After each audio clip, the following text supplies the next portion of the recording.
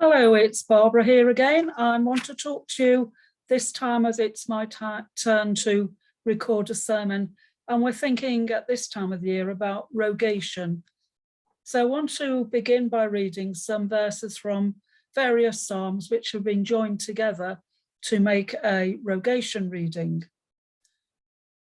The earth is the Lord's and everything in it, the world and all that live in it. All the animals of the forests are the Lord's, and so are the cattle upon 1,000 hills. The Lord makes grass grow for the cattle and plants for us to celebrate, bringing forth fruit from the earth, wine that gladdens our hearts, oil to make our faces shine, bread that sustains our hearts. The Lord makes springs pour water into the valleys. It flows between the mountains.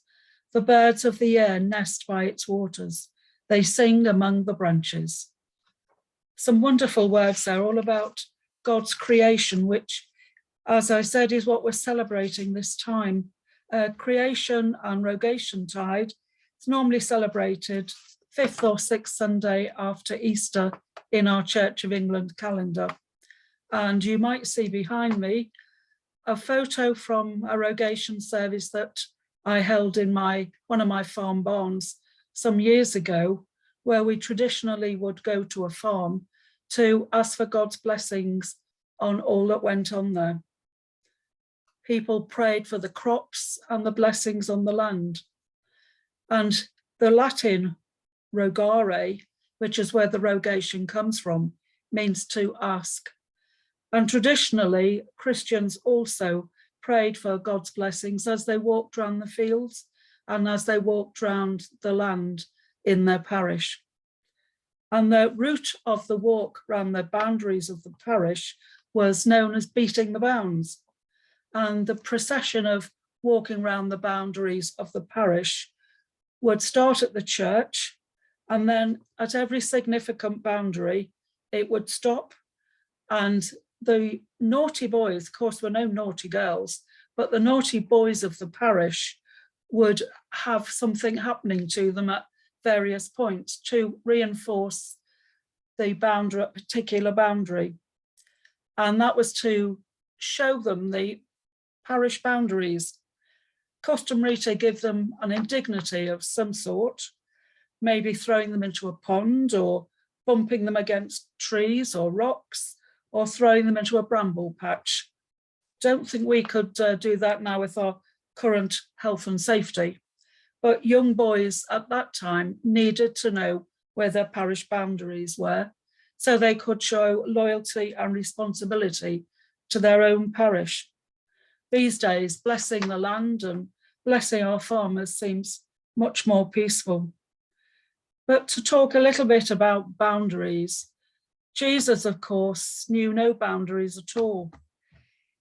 His boundaries were set by God, and he was with us all of the time. Ascension Day, which we celebrated last Thursday in our Church of England, was the time when a boundary was changed for Jesus, when he left earth and joined his Father in heaven. But boundaries in our own villages are where we live and work very often, where we have our own loyalties.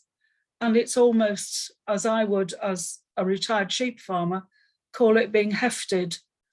In the north of England and on the Welsh hills and in Scotland, on the mountainside, there are no fences or boundaries. The sheep that graze there are what we call hefted to their own particular areas, because that is where traditionally they stayed to graze. And we're a bit like that in our own parishes and in our own villages. But our boundaries are constantly moving as we grow into bigger areas and more people come into our villages. And our church boundaries are also constantly moving, particularly in our benefices now as we come together as two benefices. Sometimes, sadly, we can be too stuck in our own boundaries, and we can be difficult for us to move because we are unsure of how to go about things and where our boundaries are. But Jesus is always there for each one of us in all of our boundaries. He is there guiding us and being with us.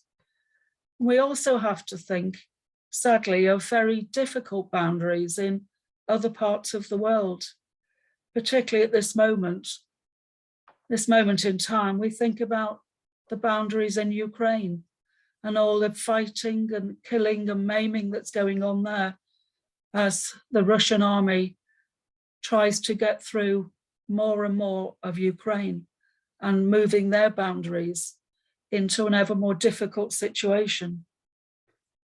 We also have another difficult boundary, which we've just heard about in the last day or so, of the shooting in America, with the boundaries there of the gun laws and people, unfortunately, shooting very little children and lots of other adult people as well in Texas. Very, very difficult boundaries. But we each are able to set our own boundaries in life. And we are here to join our boundaries together. We're here to be together, to ask for God's blessing. We're very fortunate in our villages to be near farmland. We can look out of our windows, or as we walk around or drive, we can see farms, we can see creation all around us. And it's really good that we can bless God's creation. We can bless those farmers who are working so hard, and their boundaries are constantly shifting as well with technology and with the difficulties of Brexit, the difficulties of price rises. Fertilizer prices have tripled or quadrupled in the last 6 months. Grain prices have also gone up, which is very good if you want to sell grain, not so good if you need to buy it as food for animals. The boundaries for farmers are quite difficult in all of the rules and regulations that we need to abide by. So I do ask for your blessing on our farmers, on our parishes, on each one of us, on all of our villages, and ask you, our living God, to be with us as we explore our boundaries, as we look to the future, and as we continue to walk with you as you lead us along our path in all of our boundaries throughout our lives. Amen.